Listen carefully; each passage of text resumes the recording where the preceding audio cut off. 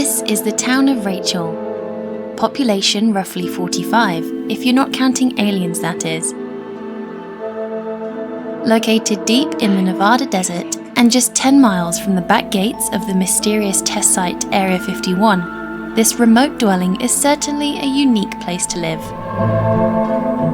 The town of Rachel is synonymous with all things extraterrestrial, but is there more to this place than just UFOs and aliens?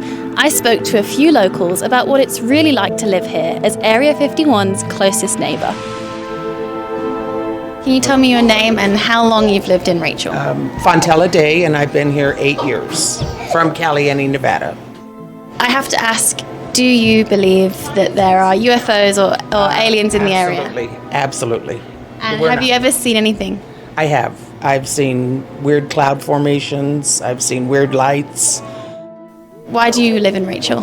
My husband his father settled Rachel, and he was working at the test site, so we settled here. He was living here already before we got married.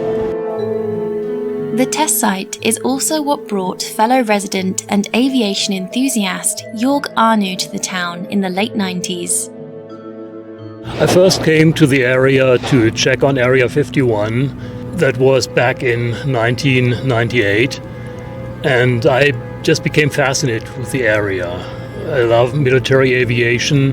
Area 51, of course, is that on steroids. They have the latest and greatest in aviation technology out there. Jorg was kind enough to drive me to the back gates of Area 51, the closest you can get to the top secret base. While the barbed wire and constant surveillance is enough to make anyone wonder what goes on here, I'm more curious about how the community of Rachel thrives in the shadow of its ominous neighbour.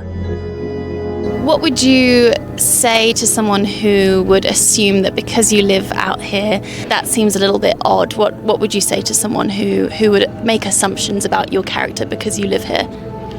Well, the thing is, either you get Rachel or you don't. There's people that come through here and I overhear conversations and they are like, what kind of place is this? I would never be caught dead in here. Well, that's the people that move on and they are done with it. But then there's also the group that is just in love with Rachel, with the peace and quiet out here, with the serenity.